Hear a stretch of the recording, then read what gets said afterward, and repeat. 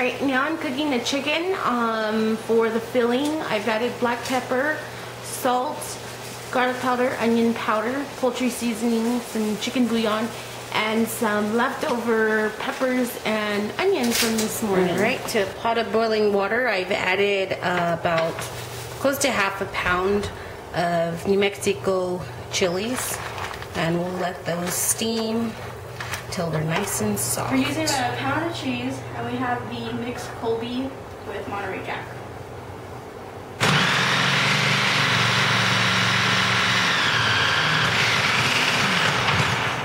Okay, so our chicken is done, but I'm gonna chop it up into smaller pieces. So I'm gonna scoop it out from the pan and kind of reserve some of that juice from it. I'm gonna throw that into our enchilada sauce. And so you just want to get a sharp knife and chop it up into smaller pieces.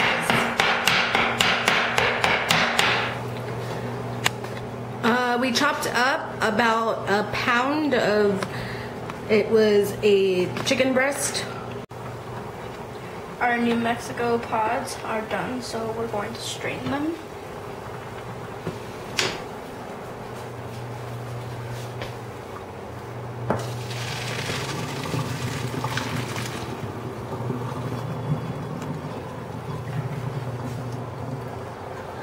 And now we're going to put them in blender. We're going to use about 5 cloves of garlic to go into our sauce. And if you don't know the trick to peeling garlic, you get a knife and you give it a little smack, and your garlic skin will peel real easy. In your blender, you're going to have half of your chili pods.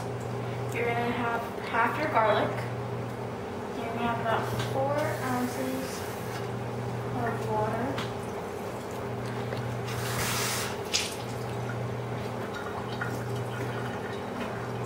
And you're going to add some salt.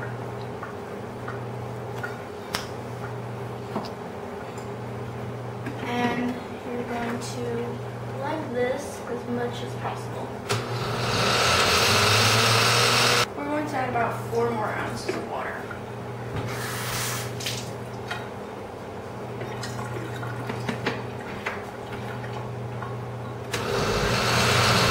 So now that we have our first half of the chilies blended up, you can see that there's still a lot of large pieces of chili in here. So we're going to stick it through a very fine strainer like this and remove any of the extra big pieces of chili pods.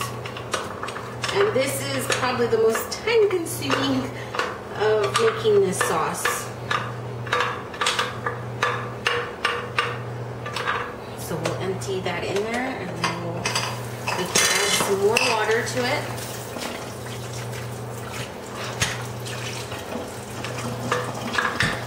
And what you want to do is you want to hold it and just stir it around to get all the sauce, and you want it to be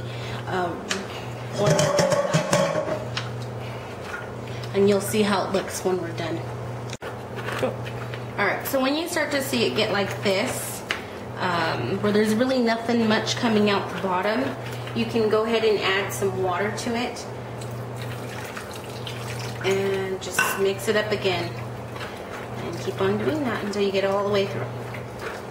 So I grew up with my grandma, and fortunately for me, I was able to sit in her kitchen and help her cook. And one thing she taught me how to make was this chile colorado sauce, which is what we're going to use for our enchilada sauce. This sauce can also be used for many other things. You can use it to make pozole. You can use it for tamales. If you use it for tamales, it's a little runny, so you would have to make a roux first to thicken it up a bit. You can also use it in, just put some cut up beef and some potatoes, and that's really yummy. That's how my grandma always makes this sauce. She also does just put it right over her eggs. So this is how much we got out of what we strained, and so now we're going to add it back to our pan there and let it heat up, and we're going to add some additional spices to it. So remember that chicken juice I had left over. with a little bit of scrapings of stuff. I'm just going to add that to it as well. And you're going to want to add, one of the things, I don't have measurements again because my grandma does not cook with measurements, so you just add it as you taste it. So we're going to add some more salt, and we're going to add cumin. You're going to add a lot of cumin to this, so make sure you have plenty of cumin on stock.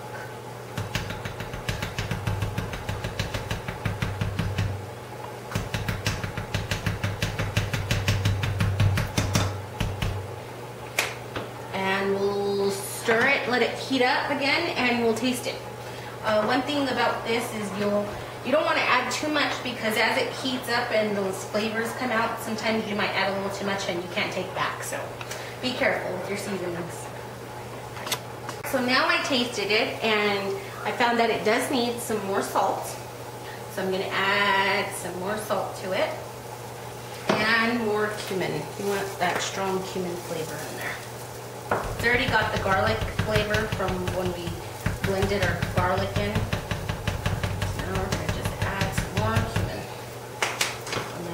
Stir it and taste it again. One of the things is the chili pods from New Mexico, depending on where you get them, can range from mild to pretty hot. This one's kind of a medium kick, got a medium kick to it. So, and these ones I got from Walmart. They're in the vegetable section. But my grandpa just gave me a bag recently that he brought from New Mexico, and those ones were super hot. So depends on where you get them from, will determine on how hot it will be. Alright, Alyssa's going to finish it up for us, and as you can see, she's filling it up with chicken.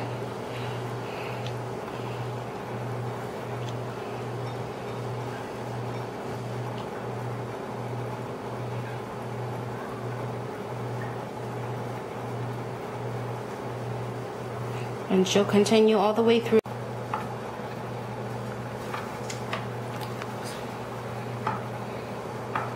Alright, and now Alyssa's spreading all the sauce all around. And she's going to add.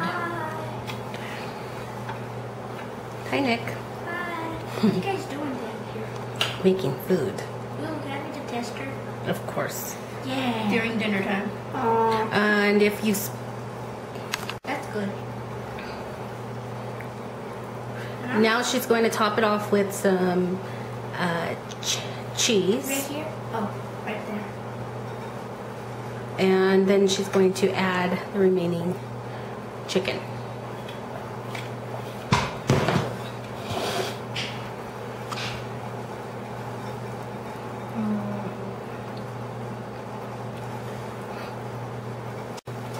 So now the enchiladas are all done, and we're going to put foil on top, and we're going to bake it in the oven. It's set for 350. It's been preheated already, and we'll cook it for about 40 minutes in there.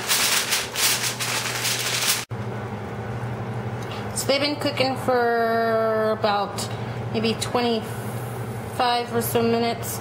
The last 10 minutes, I'm going to just let it cook without, I'm going to take off the foil and let it cook without the foil. It's going to get a little crispy on the sides. So the enchiladas are done.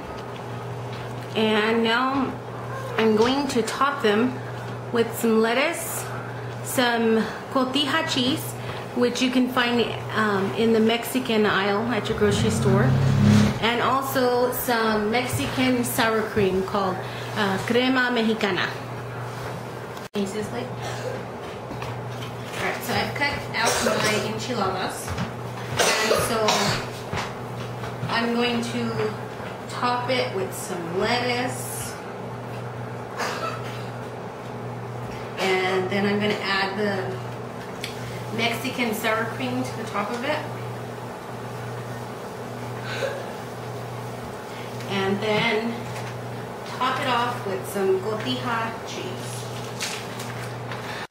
And since it's such a beautiful night, we're gonna sit outside and enjoy our dinner.